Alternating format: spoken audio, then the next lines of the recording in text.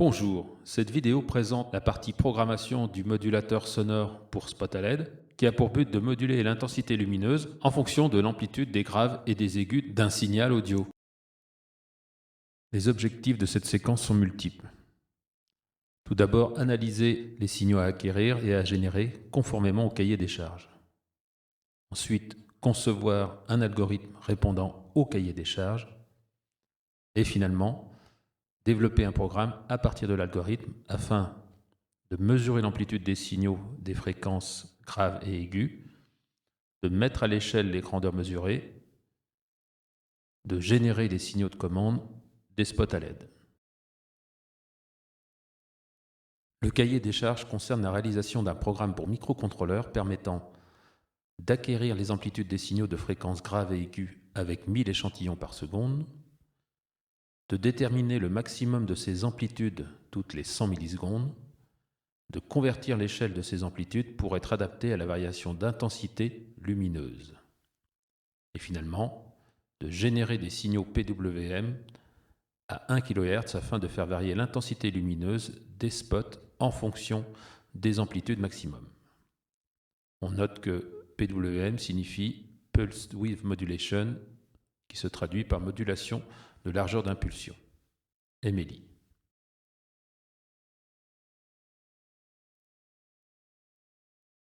Avant toute chose, il semble nécessaire de rappeler certains points sur la carte numéro 1. Cette carte numéro 1 permet de séparer les graves et les aigus en utilisant des fonctions d'électronique analogique qui sont les suivantes.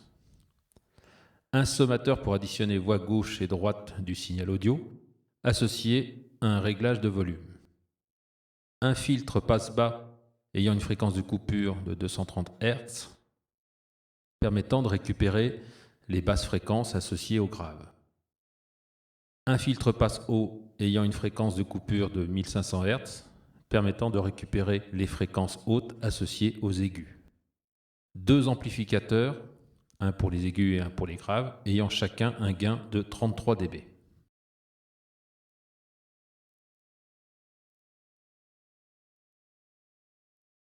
Quelles sont les conséquences de la carte 1 sur un signal sonore?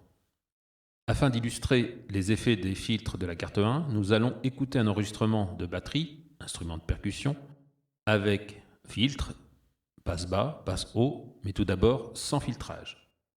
Il est conseillé d'utiliser un casque d'écoute de qualité pour un meilleur rendu.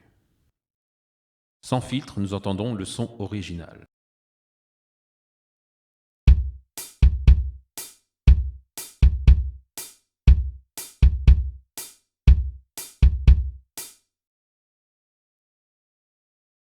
On peut observer deux oscillogrammes, un complet sur 8 secondes et un second correspondant à un zoom sur 1 seconde. On observe sur le second le signal correspondant aux basses fréquences, c'est-à-dire la grosse caisse, qui a une plus grosse amplitude, et une partie correspondant au signal de la cymbale, des hautes fréquences, qui a une amplitude plus faible. Avec un filtre passe-bas, nous entendons le son de la grosse caisse et peu celui de la cymbale.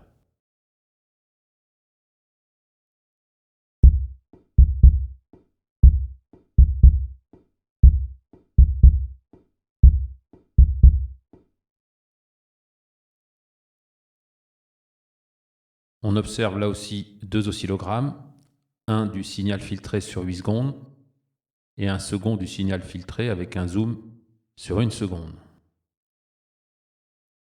On observe que les basses fréquences correspondant à la grosse caisse ne sont pas atténuées. Par contre, les hautes fréquences correspondant à la cymbale sont fortement atténuées.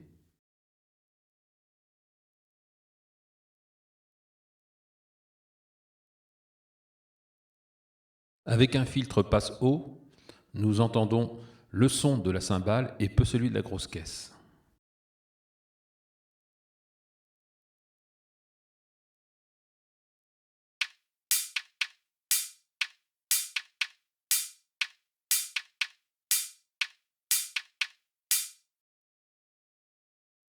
Sur l'oscillogramme du signal filtré avec zoom sur 1 seconde, on remarque que les basses fréquences ne sont pratiquement plus présentes Il reste tout de même les harmoniques de cette grosse caisse en haute fréquence. Le signal de la cymbale, quant à lui, est intact.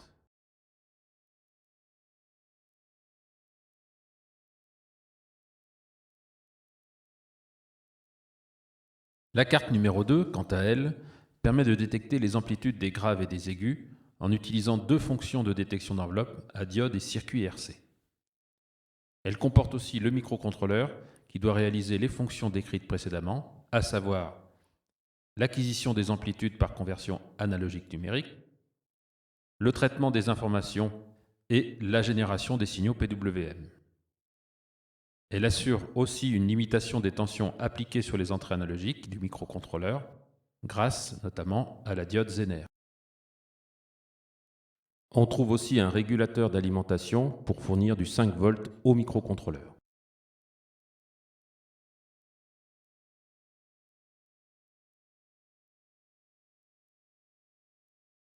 Si on applique ces détections sur les sons graves, on remarque que le signal obtenu évolue avec de légères ondulations, mais suit l'amplitude des fréquences basses. La différence de niveau est liée à la tension seuil de la diode.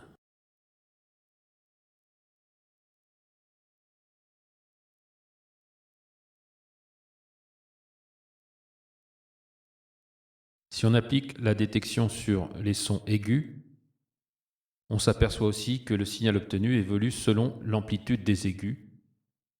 On remarque aussi que la différence de niveau est liée à la tension seuil de la diode.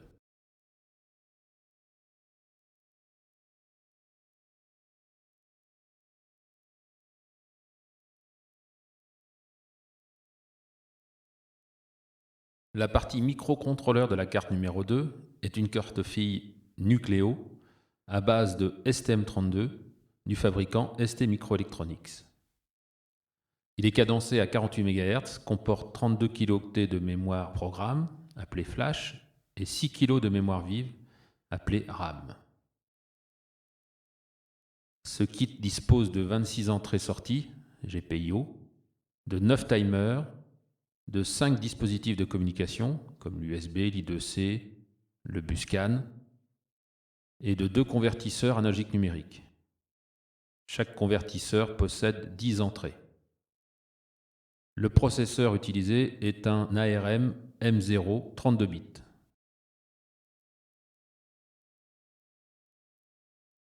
Sur le kit Nucleo, compatible Arduino Nano, on peut remarquer tout d'abord le microcontrôleur STM32 au centre de la carte, un bouton poussoir de reset, la LED utilisateur, les entrées-sorties GPIO, entrée analogique et sortie timer sur des connecteurs au format DIP et le connecteur micro USB pour la programmation et le débogage.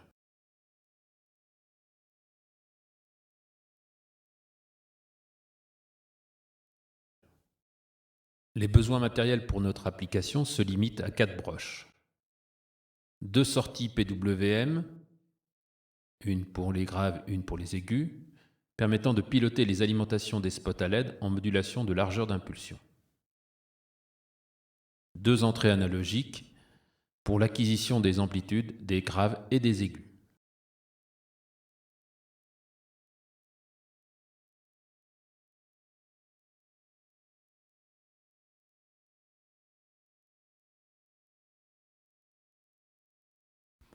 L'acquisition des amplitudes des graves et des aigus s'effectue grâce à un convertisseur analogique numérique. Il code l'information sur 12 bits avec une tension de pleine échelle de 3,3 volts. La fonction de transfert de ce convertisseur est égale à la tension analogique que multiplie 4096, divisé par 3,3, 4096 étant 2 puissance 12. L'échantillonnage, c'est-à-dire l'acquisition, s'effectue toutes les 1 milliseconde comme l'illustrent les chronogrammes suivants pour 20 échantillons. À gauche, on a le signal d'entrée. À droite, la série de valeurs issues de l'acquisition. On a un signal sous forme de marche d'escalier. Au bout de 20 millisecondes, on a fait l'acquisition de 20 échantillons, comme l'indique le tableau en bas de la page.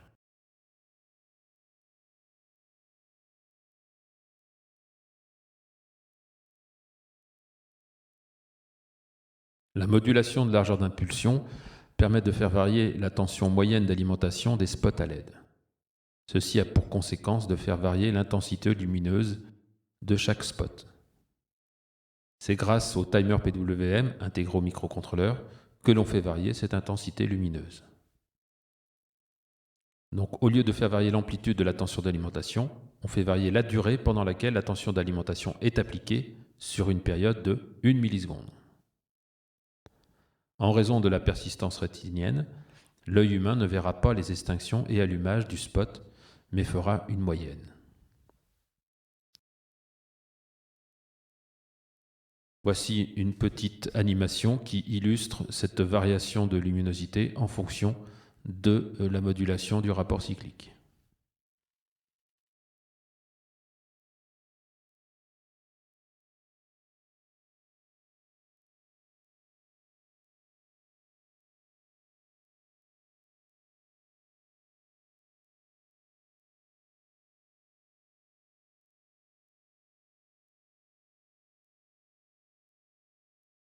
Entre l'acquisition des amplitudes et la génération des signaux PWM, une mise à l'échelle est nécessaire.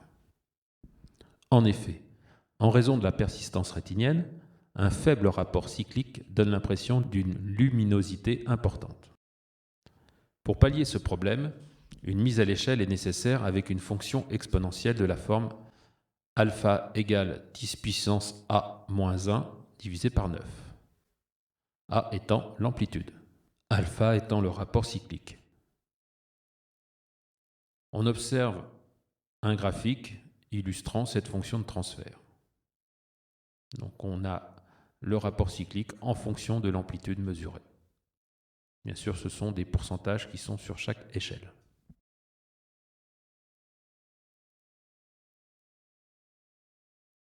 Nous allons maintenant voir les besoins logiciels nécessaires à notre application. Tout d'abord, il va nous falloir un environnement de développement. C'est le logiciel en ligne Mbed qui a été choisi. Il permet d'écrire et de compiler des programmes écrits en C, C++ pour une multitude de processeurs ARM, dont fait partie le STM32. Il est accessible à l'adresse ide.mbed.com. Cette IDE est compatible avec le kit STM32 utilisé, le Nucleo F042K6. Après s'être connecté à l'adresse indiquée, il suffit de faire New pour créer un nouveau projet. On choisit ensuite le kit adapté, puis l'on saisit un nom significatif en validant par OK. On obtient une zone de travail avec 3 parties. La partie liste de programmes se trouvant à gauche. La partie en haut à droite est la zone d'édition dans laquelle on trouvera le programme, dans lequel il faudra bien sûr saisir le code. Et en bas à droite, la zone de message indiquant les erreurs éventuelles après compilation.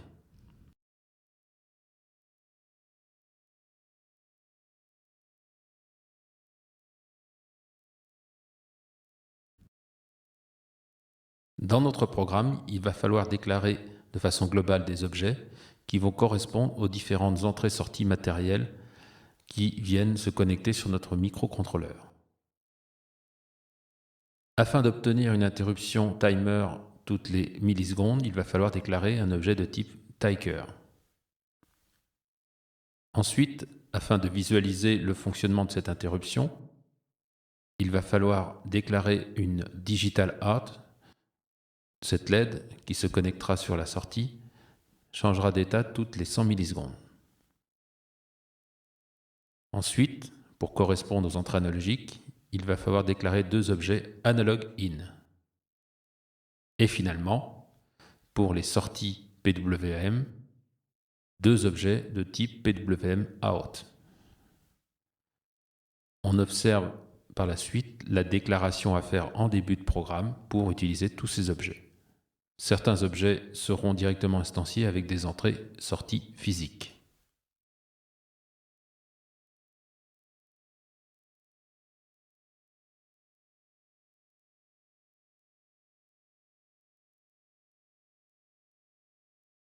La fonction principale de notre programme en langage C a pour rôle d'initialiser les objets déclarés préalablement. Il ne faut pas oublier d'inclure les bibliothèques utiles aux différents codes, notamment embed.h et math.h pour la fonction exponentielle. Voici un algorithme correspondant à cette fonction principale. Le début de la fonction, puis vient la partie initialisation qui correspond à l'initialisation du timer pour l'interruption. On associe à ce timer la fonction sample. Il ne faudra pas oublier de déclarer le prototype de cette fonction au préalable. La fonction timer s'exécute toutes les 0,001 secondes, c'est-à-dire toutes les millisecondes. Ensuite, on trouve la configuration de la période des deux timers PWM à 1 milliseconde et l'initialisation des rapports cycliques des deux timers PWM.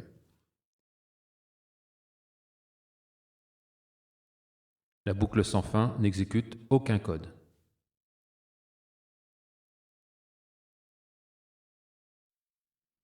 La fonction d'interruption sample est une fonction essentielle à notre programme. Elle s'exécute toutes les 1 milliseconde. Elle est obtenue par un objet ticker que l'on peut traduire par téléscripteur ou plus couramment en montre. Comme cela a déjà été évoqué, elle effectue de l'acquisition, la mise à l'échelle et la génération des signaux PWM. Il est nécessaire de déclarer localement certaines variables. Elles sont au nombre de 5. Ce sont des variables réelles ou des variables entières.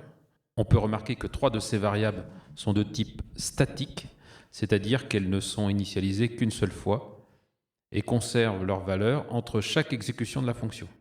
Ces variables statiques ne sont pas visibles des autres fonctions. La fonction d'interruption est définie par l'ordinogramme suivant. Donc le début de la fonction est défini par void sample void. Intervient ensuite la déclaration des variables. Ensuite l'acquisition des amplitudes, des graves et des aigus.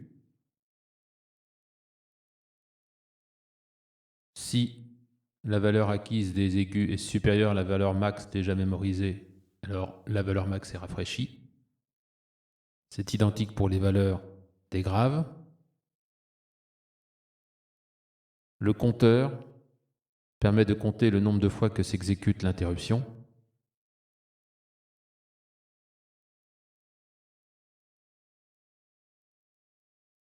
Lorsque l'interruption s'est exécutée 100 fois, ça veut dire qu'il s'est écoulé 100 millisecondes. À ce moment-là, on remet le compteur à 0, on change l'état de la LED pour indication.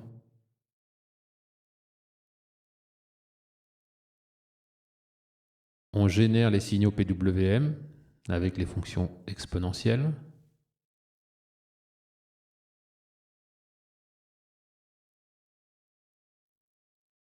Et on remet à 0 la détection des maximums.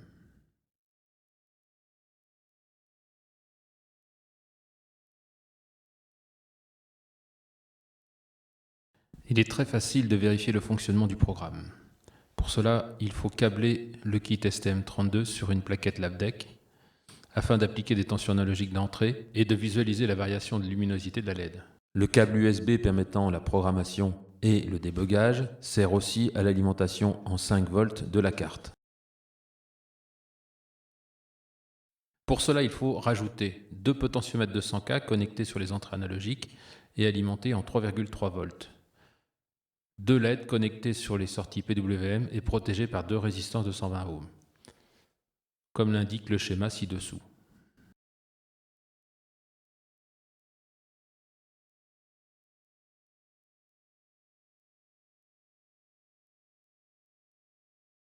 Par la suite, il faut saisir le programme sous Embed, les déclarations, le programme principal, la fonction d'interruption. Une fois que la saisie est effectuée, il faut compiler pour traduire le programme en langage C vers du langage machine. Donc c'est un fichier binaire que l'on transfère dans le kit en faisant un glisser-déposer avec l'explorateur de Windows. La dernière étape consiste à vérifier le fonctionnement.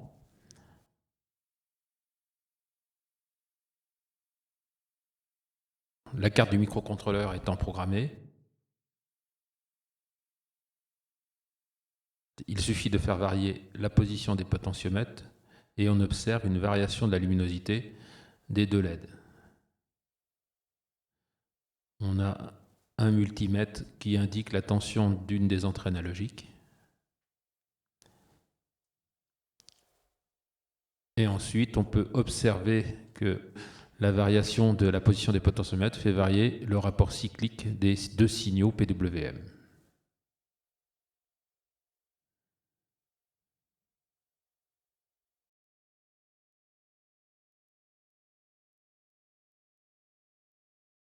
Le fonctionnement est validé. On a bien une variation de rapport cyclique indépendante qui a une fréquence de 1 kHz, la période étant de 1 milliseconde. Et cette variation de rapport cyclique fait varier la luminosité des deux LED.